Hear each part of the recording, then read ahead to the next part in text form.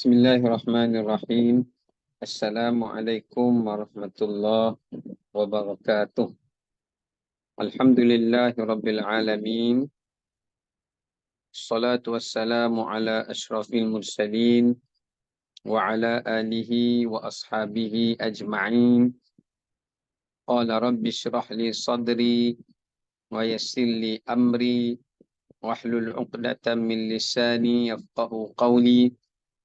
Subhanaka la ilma lana illa ma 'allamtana innaka antal alimul hakim wala haula wala quwwata illa billahil aliyyil azim. Alhamdulillah, kita rafakkan kesyukuran kepada Allah Ta'ala di atas segala rahmat dan kurniaannya.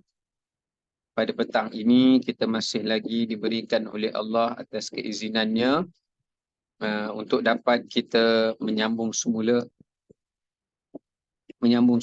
pengajian tafsir juzuk amma kita, dan insya-Allah kita akan menyambung kembali pada ayat keberapa ya? Surah Al-A'la. Surah Al-Ghashiyah. Hari ni ayat 20, Ustaz. Okey. Jadi saya akan sambung ayat 20 ya.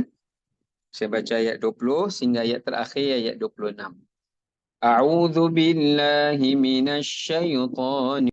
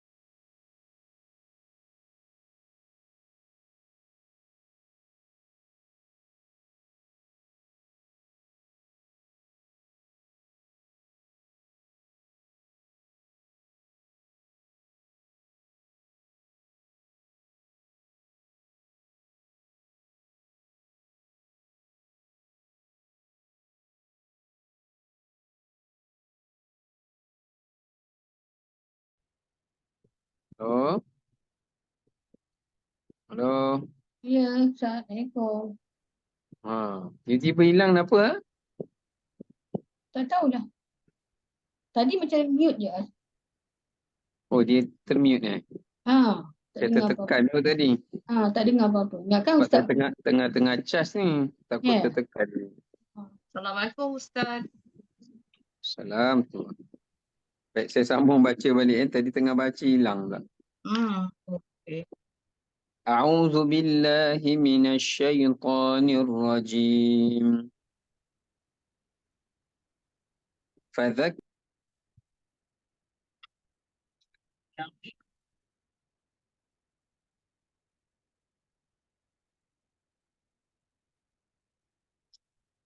Ustaz mute. Tak dengar.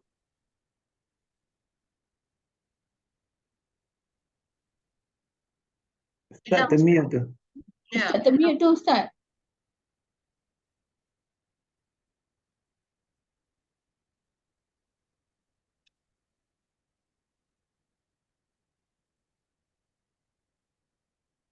Ustaz mute. You all tak dengar. Kami tak dengar. Gambar Ustaz pun tak ada ni. Dia Walaupun itulah. Ustaz baru charge kot agaknya. Dia bateri tak cukup. Tak cukup kuat. Video pun tak ada betul. Tak ada.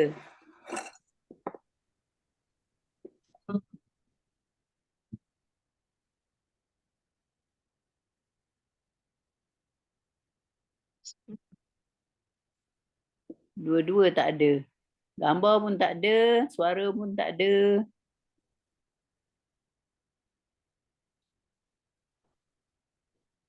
Sinan, bateri dia habis.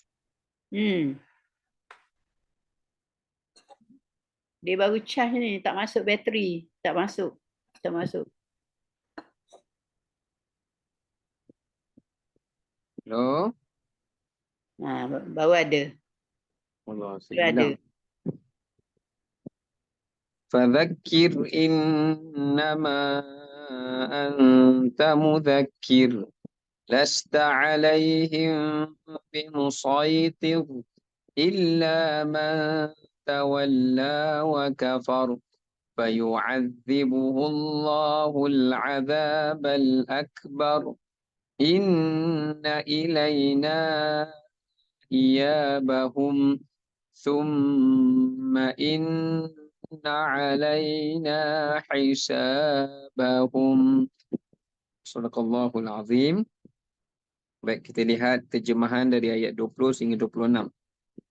Dan keadaan bumi, bagaimanakah ia dihamparkan?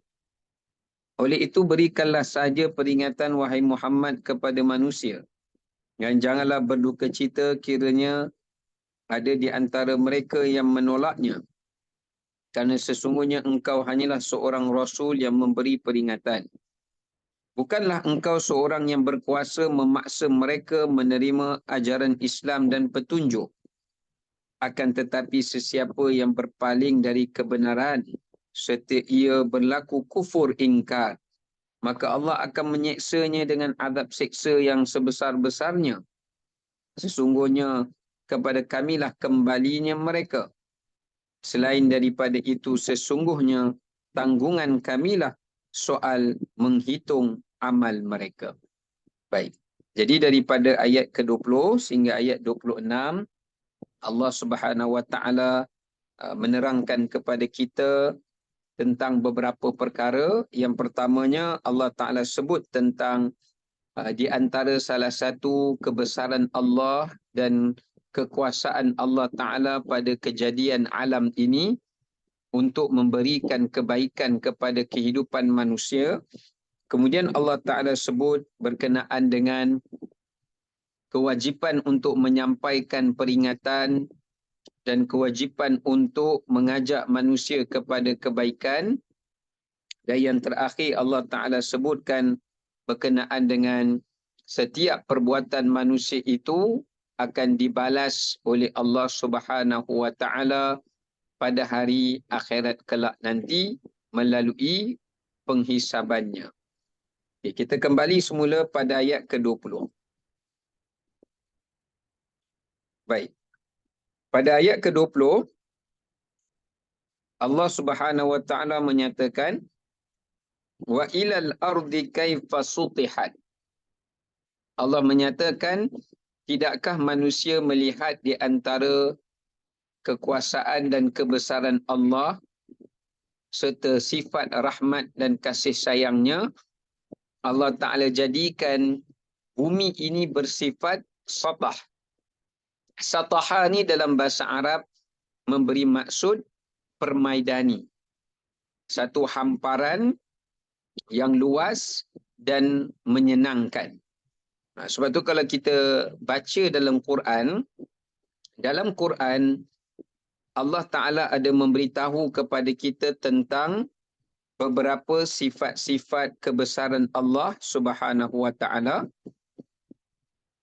untuk umat manusia, di mana Allah Subhanahu Wa Ta'ala menjadikan alam ataupun bumi ini dalam keadaan luas dan lapang. Ya, kelihatan luas dan lapang.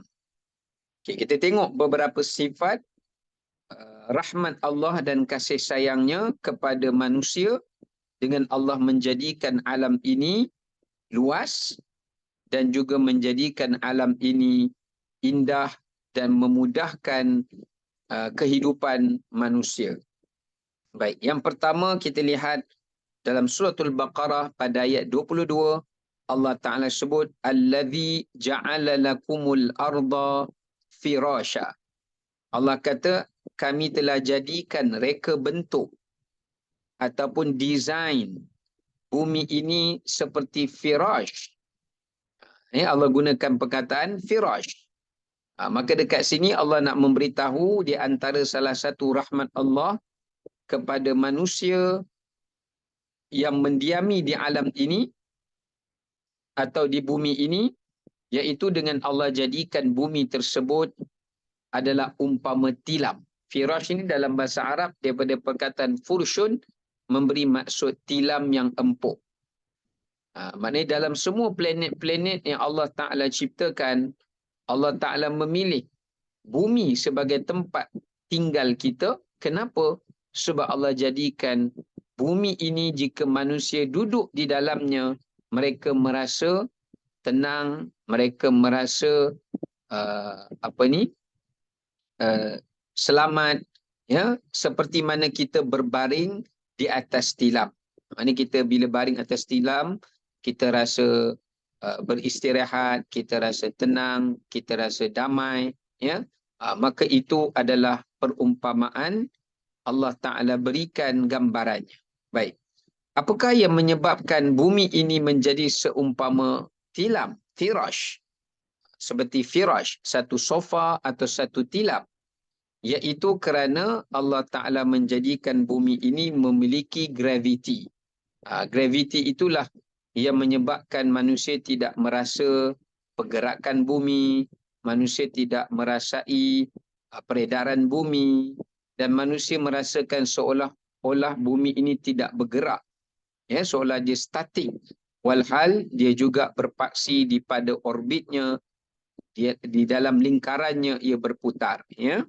Jadi itu kelebihan rahmat Allah yang pertama, yang Allah suruh manusia syukuri nikmat dan memikirkan dan bermuhasabah untuk merenungkan akan nikmat di mana Allah Ta'ala menjadikan bumi ini sebagai tempat tinggal manusia yang tenang dan juga yang selamat.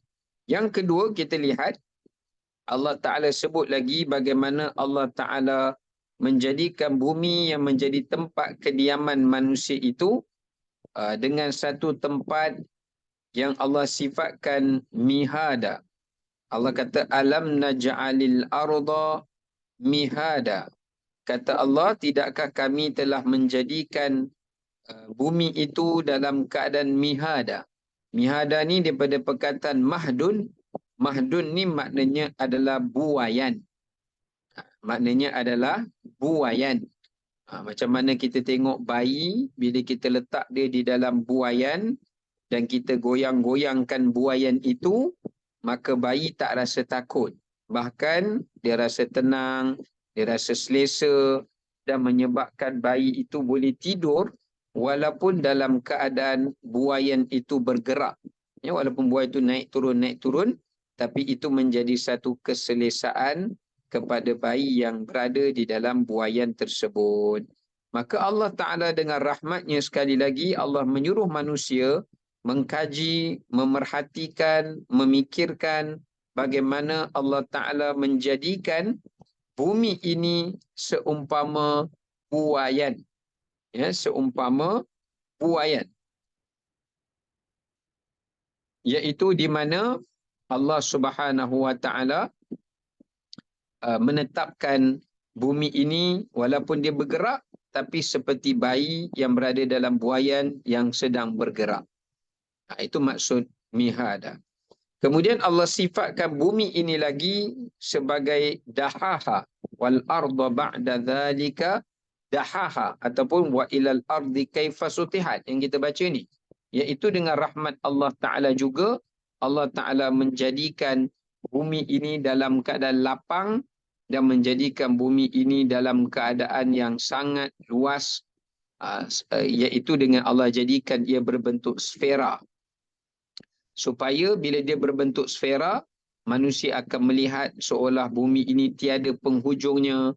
Manusia menyangkakan bumi ini amat-amat luas, amat-amat besar, walhal kerana bentuknya yang telah Allah jadikan sehingga manusia memikirkan dunia ini atau bumi ini adalah satu kehidupan yang tiada penghujung atau satu kehidupan yang sangat sangat luas, ya. Baik. Itu di antara rahmat Allah. Dan yang terakhir Allah sebut wallazi ja'ala lakumul arda zalula. Allah menyatakan Allah juga telah menjadikan pada bumi ini zalul. Zalul itu memberi maksud semua dalam bumi yang Allah ciptakan ini memiliki pelbagai bermacam-macam rezeki yang Allah Ta'ala keluarkan, yang Allah Ta'ala turunkan daripada bumi ini untuk umat manusia. Sama ada rezeki daripada laut, rezeki daripada darat, rezeki daripada udara, semuanya Allah Ta'ala keluarkan kepada umat manusia untuk memudahkan supaya mereka dapat menjalani kehidupan di atas muka bumi Allah, supaya secara tidak langsung di atas nikmat-nikmat itu mereka dapat mensyukuri kepada Allah dan akhirnya mereka boleh menjadi hamba yang taat dan juga hamba yang bertakwa. Baik. Kemudian itu yang pertama kita lihat daripada ayat yang kita bacakan ini. Iaitu yang pertama, pengajaran ini saya dah sebutkan tadi, iaitu Allah SWT menyuruh manusia supaya mereka menyaksikan dan memerhatikan bagaimana rahmat Allah Ta'ala di dalam penciptaan dan kejadian bumi. Yang kedua daripada ayat yang ke-20 ini, Allah Subhanahu Wa Ta'ala juga menyampaikan kepada kita tentang bagaimana pengajaran yang kedua, bagaimana Allah Subhanahu Wa Ta'ala menjadikan bumi ini sebagai tempat yang mudah untuk manusia bermusafir. Sutihat ini juga memberi maksud kepada satoha ini memberi maksud sebagai tempat manusia berkelana, tempat manusia berjalan, tempat manusia bermusafir. Baik, apa hikmah Allah Ta'ala jadikan bumi ini memudahkan manusia untuk mereka bermusafir, untuk mereka berjalan dan sebagainya? Ini adalah sebagai asbab untuk Allah Subhanahu Wa Ta'ala menyuruh manusia supaya mereka pergi bermusafir, pergi berjalan untuk mereka melihat peringatan-peringatan, pengajaran-pengajaran yang telah Allah Subhanahu Wa Ta'ala ciptakan daripada alam ini, ataupun pengajaran-pengajaran yang mana ia supaya manusia mengambil iktibar terhadap umat-umat dan kaum-kaum terdahulu yang telah dibinasakan oleh Allah Subhanahu Wa Ta'ala di atas keingkaran mereka dan juga di atas kederhakaan mereka. Ya, jadi dekat sini menunjukkan kepada kita gambarannya di mana Allah Subhanahu Wa Ta'ala menyuruh manusia supaya mereka pergi berkelana, mereka pergi bermusafir, kerana Allah dah jadikan bumi ini tempat musafir, tempat berkelana, supaya manusia dapat melihat tanda-tanda kebesaran Allah untuk mereka mengagungkan dan beriman kepada Allah. Dan yang keduanya adalah supaya mereka dapat mengambil iktibar dan dapat mengambil pengajaran daripada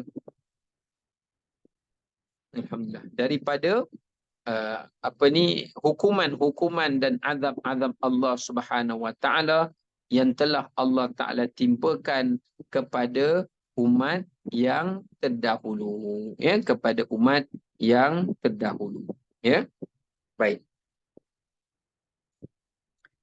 Jadi dekat sini ada dua pengajaran yang kita dapat ambil. Pertama, melihat bagaimana rahmat Allah Ta'ala pada penciptaan dan kejadian bumi. Dan yang keduanya adalah supaya manusia berjalan di atas muka bumi ini untuk mereka melihat pengajaran, peringatan daripada Allah Subhanahu Wa Ta'ala sebagai bukti apa yang telah Allah Ta'ala binasakan pada kaum yang terdahulu. Okay, sekarang kita pergi ayat 21. Ya. Ayat 21 Allah Ta'ala kata, fadzakir innama anta mudzakir.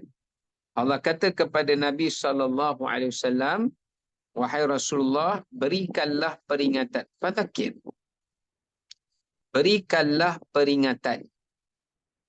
Kerana sesungguhnya kamu, wahai Rasulullah, adalah seorang yang dipilih oleh Allah untuk menyampaikan peringatan atau untuk memberikan peringatan. Ya.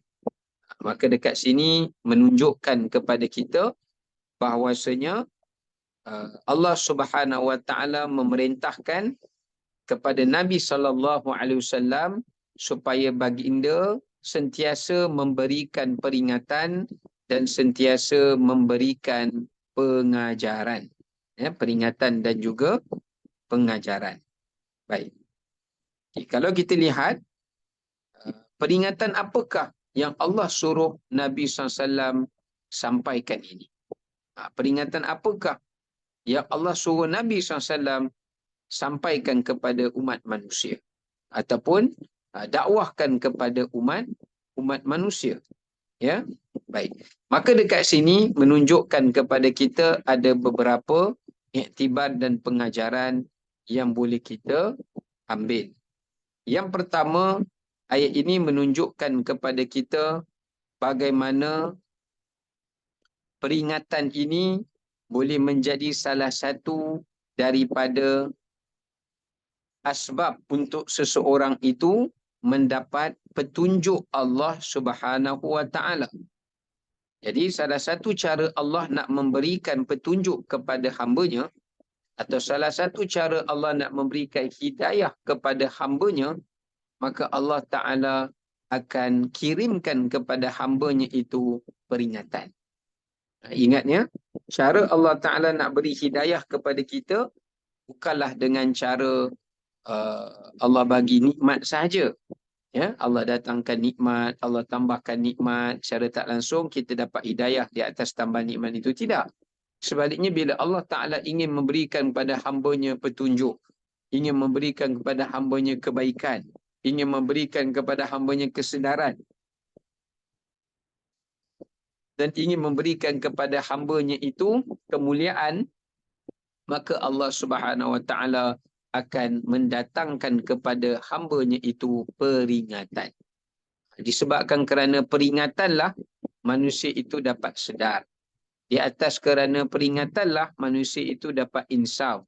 Di atas dasar peringatanlah juga menyebabkan manusia itu akan dapat mengikut kepada garis panduan ataupun ajaran yang telah dibawa oleh Nabi dan Rasul yang diutuskan kepada mereka. Ya.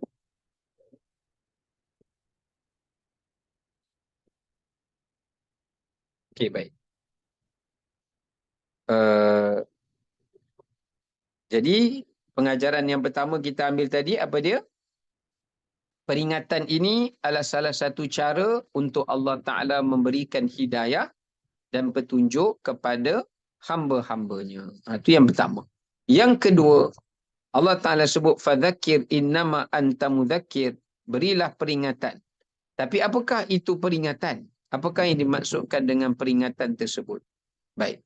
Peringatan di sini ulama bahagikan kepada beberapa bentuk. Peringatannya ada beberapa jenis. Ya, ada beberapa bentuk.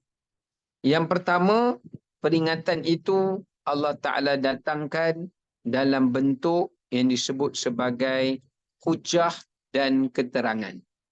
Hujah dan keterangan. Ya. Maknanya Allah datangkan peringatan itu adalah dalam bentuk hujah dan juga dalam bentuk keterangan. Ia ini melalui Al-Quran dan juga hadis Nabi sallallahu alaihi wasallam.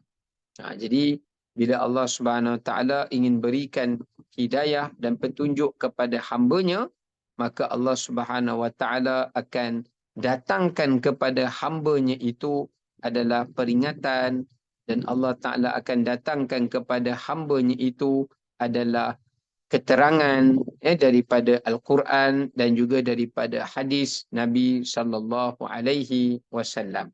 Ini yang pertamalah yang kita nak kena faham, bahwasanya bila sebut tentang peringatan, peringatan itu datangnya dalam bentuk keterangan dan juga berkenaan dengan hukum hakam. Ya, jadi sebab itu segala perkara yang berbentuk hukum hakam dan keterangan yang Allah datangkan daripada Quran atau yang Allah datangkan daripada hadis Nabi SAW, maka semua yang terkandung di dalam keduanya itu, maka ia disebut sebagai peringatan. Ya, disebut sebagai peringatan.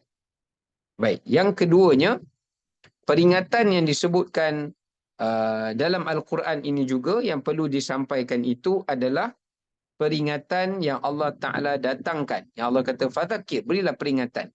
Satu peringatan dalam bentuk penerangan hukum yang ada dalam Quran dan dalam hadis. Yang kedua, peringatan kat sini memberi maksud ancaman. Memberi maksud kepada ancaman, pembalasan, siksaan ataupun azab. Iaitu ancaman-ancaman Allah. Janji azab Allah. Janji siksaan Allah kepada mereka yang berbuat zalim atau kepada mereka yang melampaui batas. Ya, maka oleh kerana itu, peringatan itu selain daripada datang dalam bentuk keterangan hukum, maka peringatan itu juga datang dalam bentuk ancaman ataupun datang dalam bentuk siksaan dan azab daripada Allah Subhanahu wa Ta'ala. Yang ketiga, peringatan dekat sini juga ia merujuk kepada maksud, iaitu selain daripada ancaman azab, ancaman hukuman dan sebagainya, peringatan juga adalah merujuk kepada, iaitu berkenaan dengan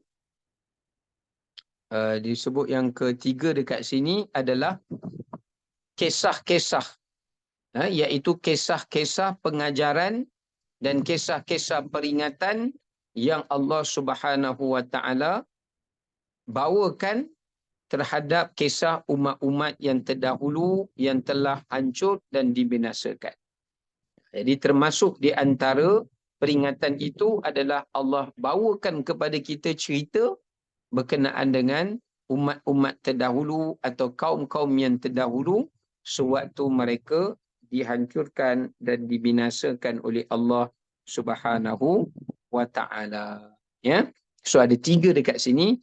Yang pertama, peringatan itu datang dalam bentuk iaitu penerangan hukum hakam, penjelasan hukum hakam, mana yang boleh buat, mana yang tak boleh buat, mana yang dihalalkan, mana yang diharamkan, mana yang disuruh, mana yang ditegah. Ini juga satu peringatan.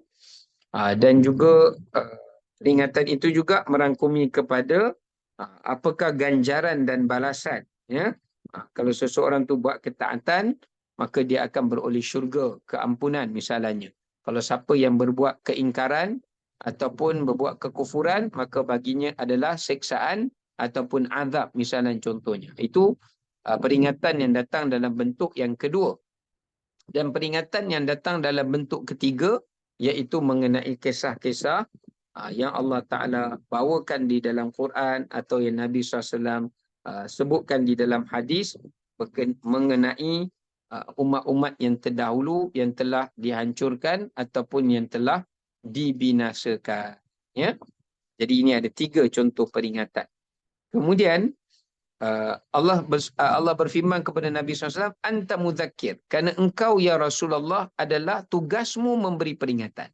Kat sini juga memberi kepada kita satu pengajaran yang kedua, iaitu kewajipan untuk memberi nasihat atau memberikan tauladan dan bimbingan, ya, ataupun mengajak kepada kebaikan. tuntutan dia tu, wajib tu. Ya. Namun dimaafkan bagi seseorang itu jika berlaku keingkaran ataupun keengganan orang yang mengikutinya. Baik. Jadi maknanya pada ayat 21 ni Allah Ta'ala nak sebutkan tugas kita bagi nasihat. Bagi nasihat, bagi bimbingan, ajak dia kepada kebaikan, ajak dia untuk berbuat ketaatan, ya. Ajak dia supaya meninggalkan penindasan, kezaliman, kejahatan. Maknanya kita buat amal ma'ruf dan kita cegah perbuatan yang mungkar, ya.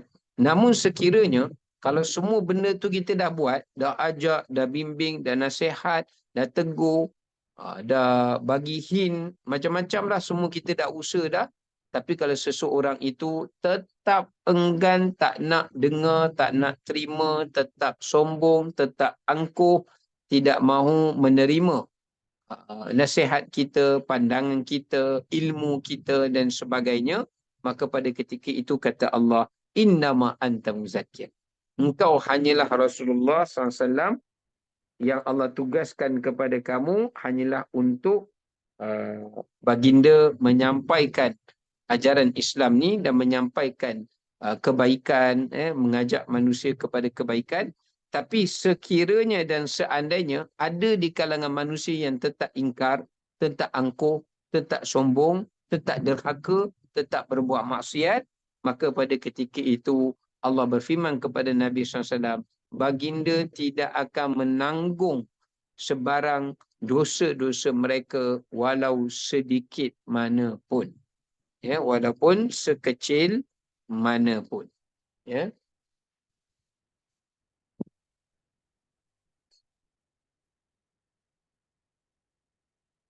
Okey, baik. Okey, kita balik semula.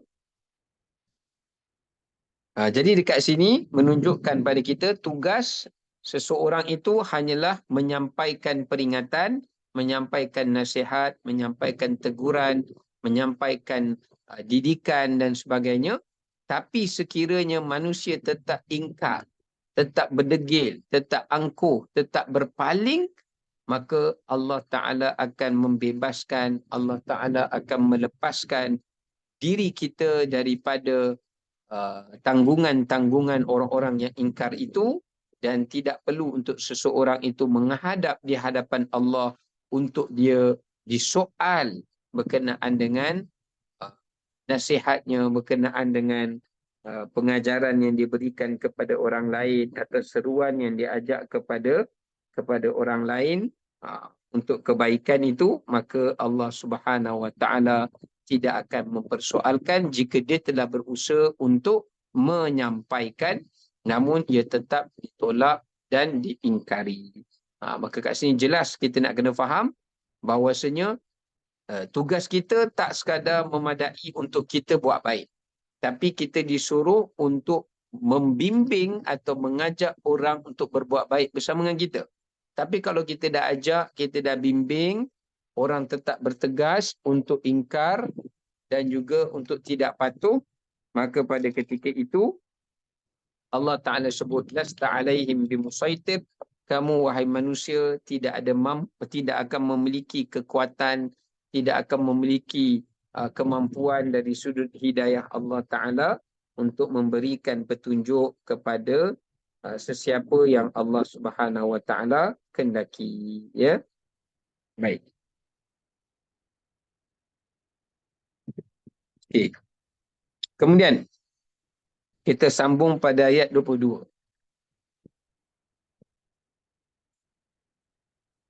Pada ayat 22 Allah Ta'ala menyatakan, lasta alaihim bimusaitir. Kata Allah, sesungguhnya engkau wahai Muhammad sallallahu alaihi wasallam tidak boleh memaksa.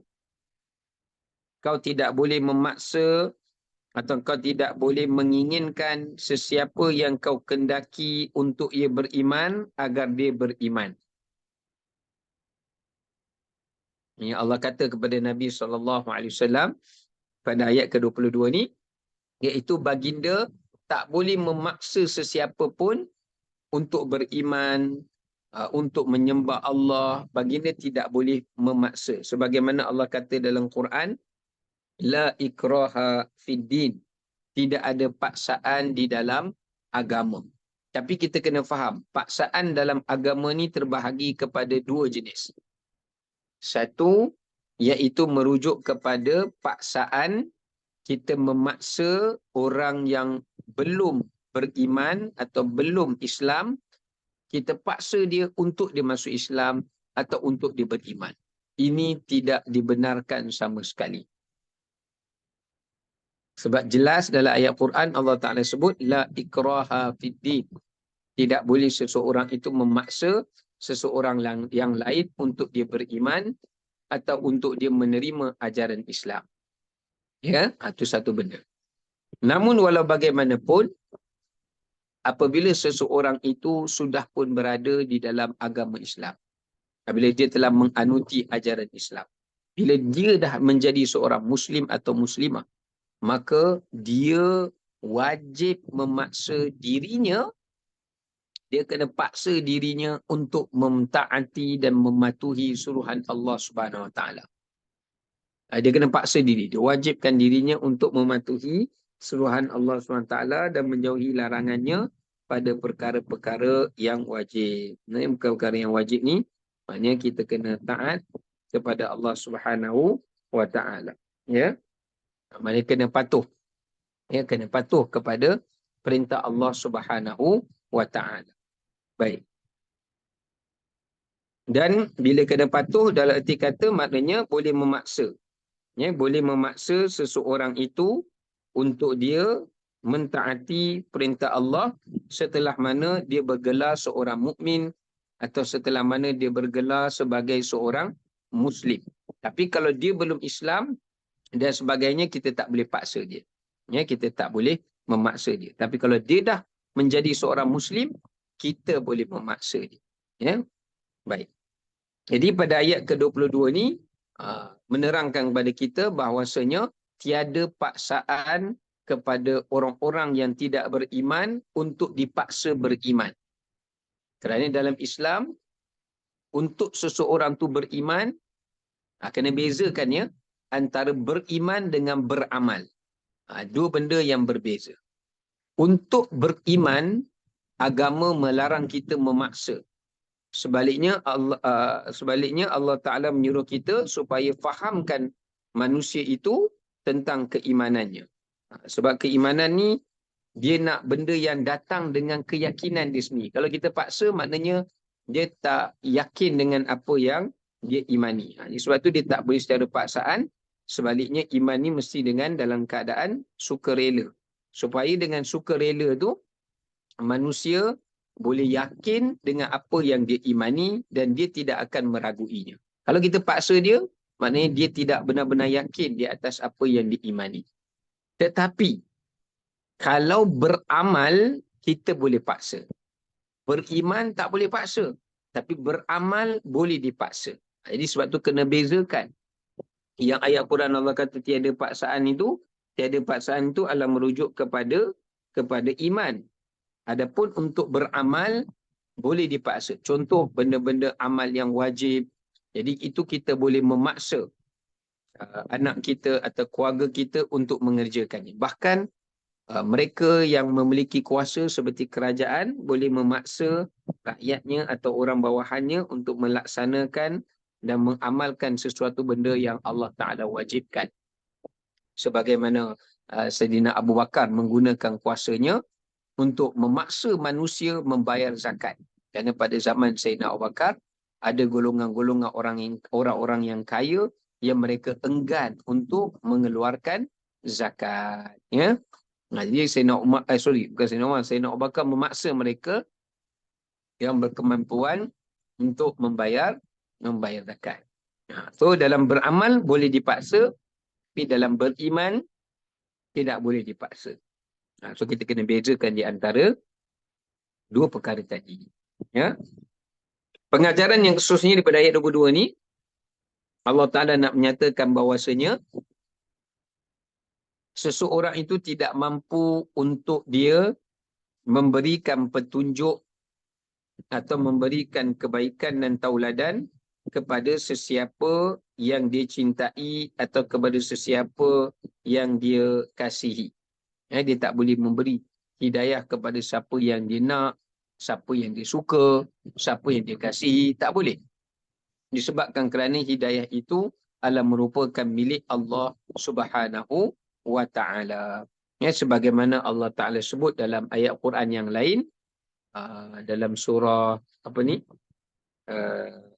dalam surah Ar-Rum, di mana Allah Subhanahu wa Ta'ala menyatakan, innaka la tahdi man ahbabta walakinnallaha yahdi man yasha. Kata Allah, sesungguhnya engkau wahai Muhammad tidak boleh memberi hidayah kepada orang-orang yang kau kasihi atau kepada orang-orang yang kau cintai. Sebaliknya Allah Subhanahu wa Ta'ala lah yang boleh memberi hidayah kepada sesiapa yang dia kendaki. Ya. Dua kata pula mata ini. Tak maaf ya. Jadi maknanya dekat sini menunjukkan kepada kita bahawasanya ayat ini memberi pengajaran iman itu tidak boleh diwarisi. Taqwa itu tidak boleh diwarisi. Ilmu juga, bukan ilmu, kefahaman ilmu itu juga tidak boleh diwarisi. Sebab tu kadang-kadang bapa atau seorang ayah tu ilmuwan, tapi belum tentu anaknya seorang ilmuwan. Kerana kefahaman terhadap ilmu ni Allah beri kepada siapa yang Allah kendaki. Sebagaimana Allah sebut, yu'til hikmata man yasha wa man yu'tal hikmah faqad utiya khairan katsira. Kata Allah Subhanahu Taala, Allah memberi hikmah kepada sesiapa yang dia kendaki. Jadi sesiapa yang Allah Taala kendaki untuk dia mendapat hikmah, maka dia telah mendapat ganjaran yang sangat banyak, kelebihan yang sangat banyak. Ya, baik. Kemudiannya menunjukkan kepada kita juga, selain daripada seseorang itu tidak boleh memberi hidayah kepada sesiapa yang dikendaki, iman dan takwanya, maka ini jelas menunjukkan bagaimana seorang Rasul seperti Nabi Nuh AS pun tidak mampu memberi hidayah kepada anaknya yang kufur. Demikian juga Nabi Lut AS pun tidak mampu untuk memberikan hidayah kepada isterinya.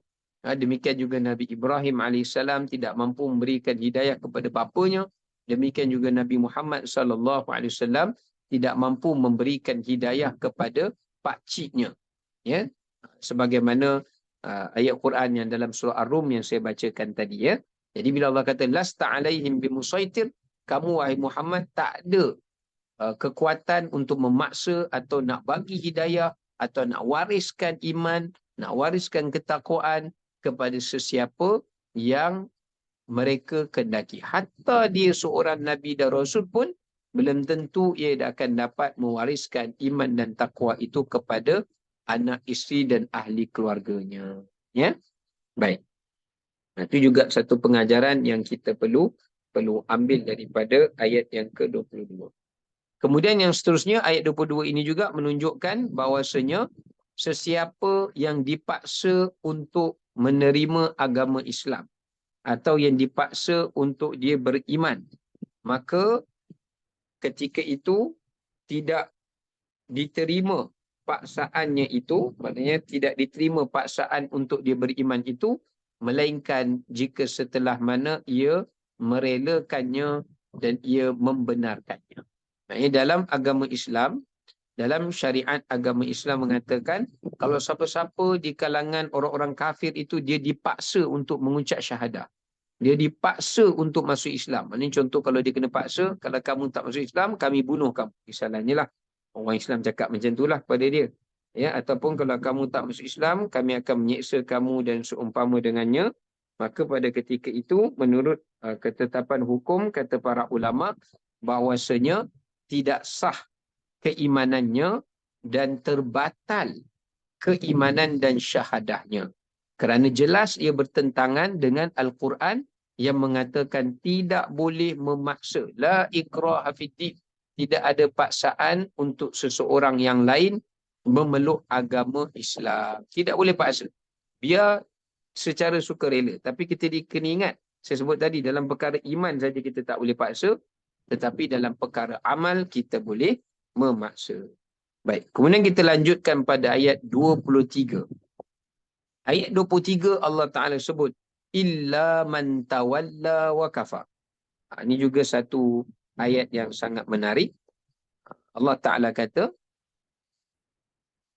lepas Allah Ta'ala kata, sesungguhnya kamu ya Rasulullah tak mampu untuk mewariskan, memberikan hidayah, mengubah hati manusia untuk manusia menerima petunjuk Allah. Ya.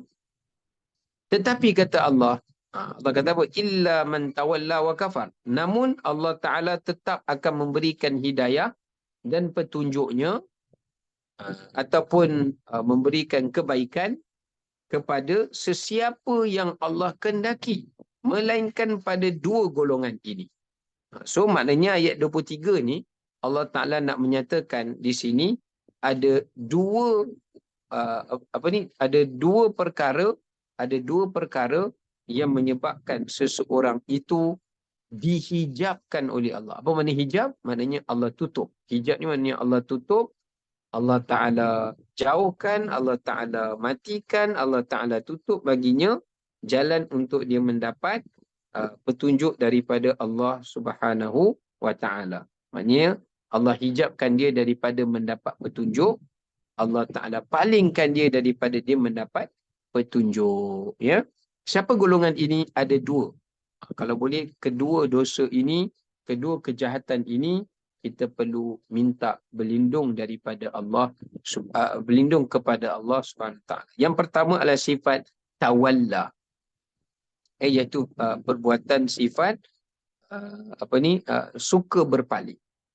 Ya, tawalla, tauliyah. Ini suka ingkar dan suka berpaling walaupun dia telah mengetahui hakikat kebenaran, walaupun dia telah mengetahui dan dia telah menginsafi kepada kesalahan dia, kesalahan dirinya dan sebagainya, tetapi dia tetap ingkar dan tetap ingkar dan juga menolaknya, maka Allah Ta'ala sebut illa man tawalla. Jadi orang-orang yang seperti ini Allah Ta'ala akan menghijabkan baginya, Allah Ta'ala akan menutupkan baginya atau menghalang baginya supaya dia mendapat petunjuk Allah SWT dan beroleh kebaikan.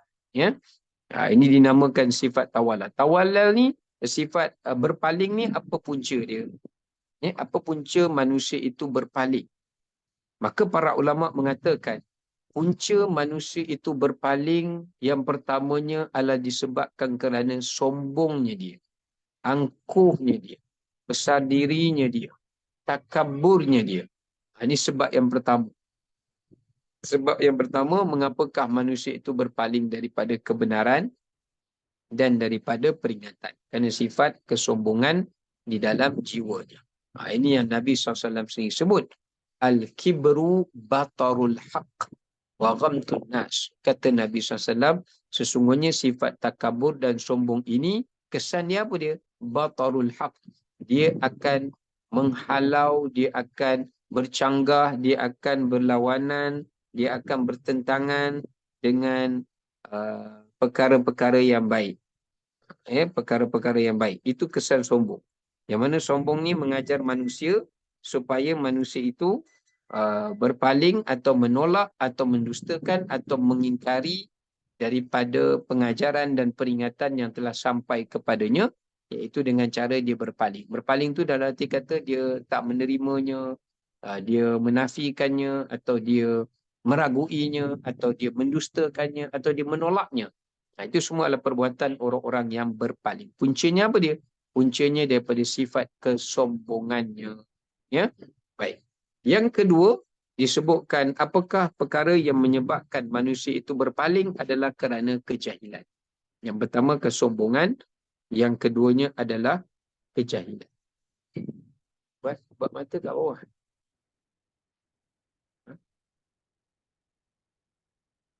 Baik, yang seterusnya adalah punca kepada berpaling itu adalah kejahilan. Sebab tu kalau kita tengok dalam ayat Quran, Allah Ta'ala menempelak orang-orang yang jahil kerana dengan kejahilan itulah menyebabkan mereka enggan menerima kebenaran dan mereka berpaling daripada kebenaran. Sebab tu dalam hidup kita ni, buang semua sifat kesombongan. Yang kedua, kita buang sifat kejahilan. Ya, kesombongan dan kejahilan. Baik. Kemudian Allah Ta'ala sebut lagi sifat yang kedua yang pada ayat 23 ni adalah wakafar. Iaitu sifat kekufuran. Sifat kekufuran. Baik. Apakah punca kepada sifat kekufuran itu? Yang pertama, kekufuran dekat sini.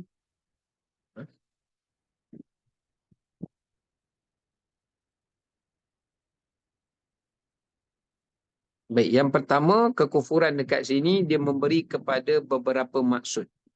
Yang pertamanya adalah merujuk kepada kekufuran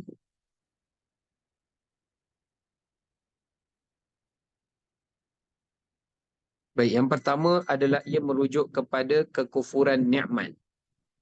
Kekufuran nikmat. Sebagaimana Allah Ta'ala sebut dalam Quran, alam tara ilal ladzina baddalu ni'matallahi kufra. Maknanya punca manusia ini terhijab daripada kebaikan, petunjuk dan peringatan adalah bermula daripada sikap mereka yang kufur terhadap nikmat Allah. Kufur terhadap nikmat Allah. Maknanya mereka berpaling daripada nikmat Allah. Mereka menyalahgunakan nikmat Allah. Mereka mendustakan nikmat Allah. Seperti mendustakan nikmat Allah tu, dia menggunakan nikmat Allah tu dengan tujuan-tujuan kekufuran atau tujuan-tujuan keingkaran dan kederhakaan. Ya? Maka itu yang menjadi punca kepada perbuatan yang menyebabkan manusia itu terhijab daripada hidayah dan ia menjadi kufur. Yang pertama adalah kufur nikmat. Yang kedua, wakafar dekat sini adalah merujuk kepada syirik. Ya, amalan syirik. Jadi yang pertama, yang menjauhkan manusia daripada hidayah itu adalah kufur nikmat. Apa saja nikmat Allah yang kita salah gunakan, ini kita kena hati-hati. Sebab lama-kelamaan, kufur nikmat ni dia boleh membawa kepada kufur keimanan atau kufur akidah. Yang keduanya, perbuatan syirik. Sama ada syirik itu berkait dengan syirik i'tiqadi, syirik kepercayaan, ataupun syirik itu merujuk kepada maksud syirik amali, iaitu syirik pada ibadah. Syirik pada ibadah. Maka dekat sini menunjukkan kepada kita, jelas ya, menunjukkan kepada kita bahawasanya menunjukkan kepada kita bahawasanya perbuatan syirik ini sama ada orang buat upacara syirik, kepercayaan syirik pada tahyul lah, kepada tukang tilik lah, kepada tukang bomo lah, kepada sesuatu benda atau suatu tempat lah dan sebagainya. Semua perbuatan syirik ni ataupun syirik yang mengambil sekutu pada Allah, selain pada Allah, sembahan ke, ataupun syirik dari sudut ibadat. Orang yang buat kerana riak, sum'ah dan sebagainya, benda ini juga boleh membawa kesannya kepada terhijab daripada cahaya hidayah Allah masuk ke dalam hati dia. Jadi cahaya hidayah Allah ni dia tak boleh masuk dalam hati orang yang memiliki syirik. Sama ada syirik yang besar ataupun syirik yang kecil. Ya, maka Allah Ta'ala akan, cahaya itu akan terpantul balik. Cahaya itu akan ditolak balik oleh perbuatan syirik itu tadi. Ya, menolak cahaya hidayah Allah Subhanahu wa Ta'ala tersebut. Ya. Okay, baik.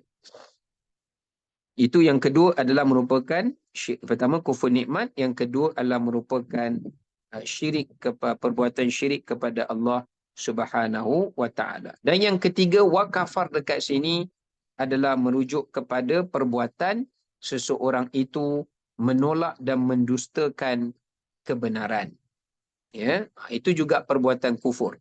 Maknanya jika seseorang itu memiliki sikap menolak kebenaran, menolak peringatan, menolak pengajaran dan mendustakannya. Mana mendustakannya, tak percaya dan tak yakin padanya. Jadi hati yang seperti ini juga terhalang dan terhijab baginya untuk mendapat petunjuk Allah, dan itulah yang menyebabkan ia menjadi kufur. Iaitu sebab apa? Iaitu sebab kerana sikapnya yang mendustakan dan juga yang menolak dan mengkufuri kebaikan dan juga peringatan dan pengajaran. Jadi sebab tu dalam hidup kita ni, kalau ada orang mengajak kita kepada kebaikan, atau orang sampaikan kepada kita nasihat, atau orang peringatkan kepada kita pengajaran, jangan kita mendustakannya. Bagaimana mendustakannya? Seperti kita tak percaya. Alah, saya tak percayalah. Saya tak percaya ini satu peringatan. Kita tidak meyakini ini satu pengajaran. Bahkan kita kata peringatan dan nasihat itu tidak boleh memberi apa-apa faedah. Ini adalah satu perbuatan yang menjadi sebab ataupun asbab untuk hidayah Allah itu terhijab ke atas seseorang itu. Ya. Okey, baik. Wallahu ta'ala alam. Kita berhenti sampai situ. InsyaAllah nanti kita akan sambung semula pada ayat 24 sebagai penutup, dan kita akan sambung pada surah yang baru. Assalamualaikum warahmatullahi wabarakatuh.